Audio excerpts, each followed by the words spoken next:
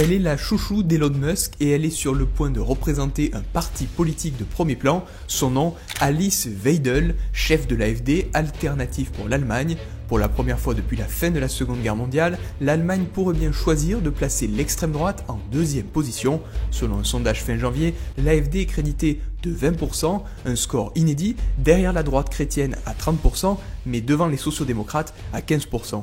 Longtemps épargnée de par son histoire, l'Allemagne voit aussi monter l'extrême droite. Alors comment expliquer cette percée? Quels événements ont poussé des millions d'Allemands à voter pour l'AfD?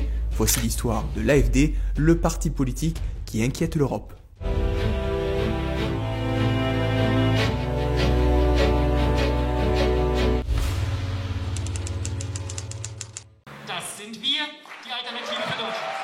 Un nouveau parti est né, populiste, anti-euro et pro-allemand.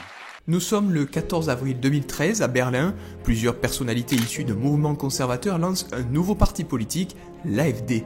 L'artisan de ce lancement, Alexander Golan, ex-responsable politique de la Hesse, Länder allemand. Dans ce premier congrès, plusieurs essayistes, des professeurs d'économie et des universitaires de sphères aisées accompagnent ce lancement. Leur point commun qui les pousse à créer ce parti, leur vision anti-euro et leur désaccord avec Angela Merkel, chancelière de l'Allemagne, sur sa vision de l'Europe.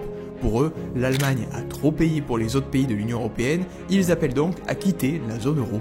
Le parti s'installe progressivement dans la société. En 2014, plus de 17 000 Allemands adhèrent à l'AfD.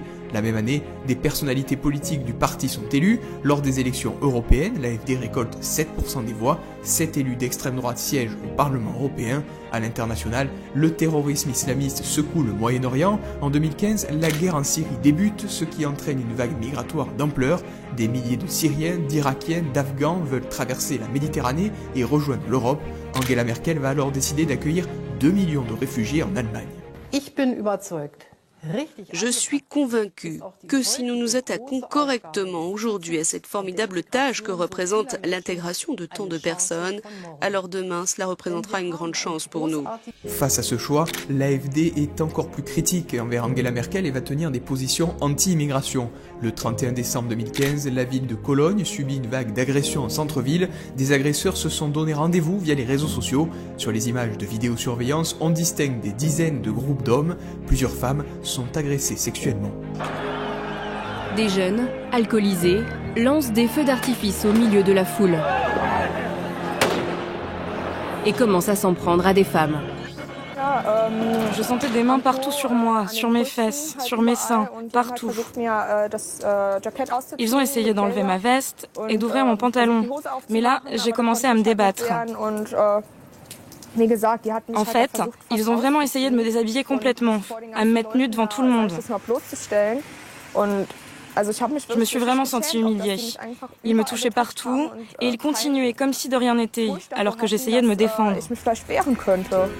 1200 femmes portent plainte après cette tragique soirée. Cet épisode entraîne la démission du chef de la police allemande. Bien qu'aucun lien ne puisse être fait entre le choix d'accueillir 2 millions de migrants et ces agressions, l'AfD récupère l'événement et n'hésite pas à dénoncer les choix de la chancelière. En février 2016, la cote de popularité d'Angela Merkel chute. Elle passe de 75% de satisfaction à 40%.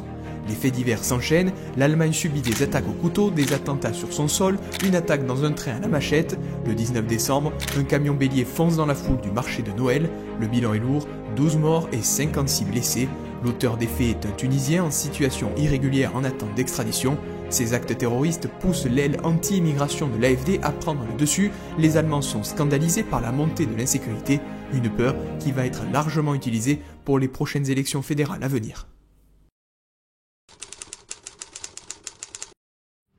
Pour poursuivre son ascension, Alexander Golan choisit Alice Weidel pour mener la campagne des élections fédérales. Cette ancienne membre du Parti libéral-démocrate se retrouve au premier plan. C'est une conservatrice, libérale, admiratrice de Margaret Thatcher, ça s'invente pas, issue de milieux bourgeois de l'Allemagne de l'Ouest. Et il faut dire que son CV coche plusieurs cases pour l'extrême droite. Elle est eurosceptique, climato-sceptique et contre la présence de l'islam en Allemagne.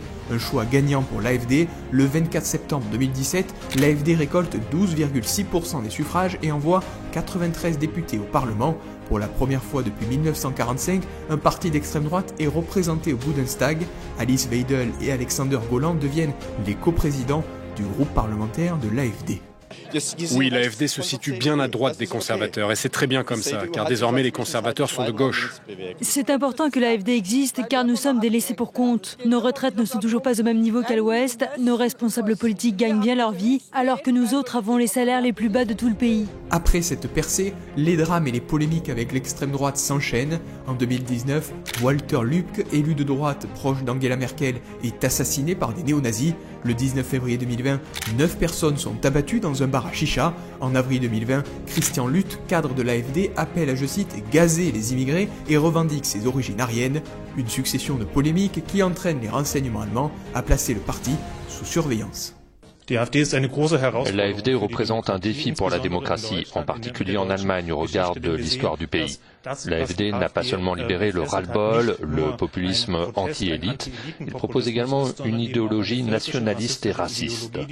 Ce parti fait référence de manière positive au national-socialisme et il est couronné de succès alors que l'Allemagne va bien, objectivement.